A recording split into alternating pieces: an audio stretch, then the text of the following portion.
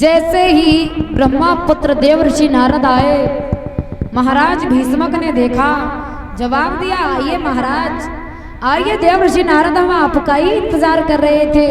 जवाब दिया, इंतजार क्यों कर रहे थे?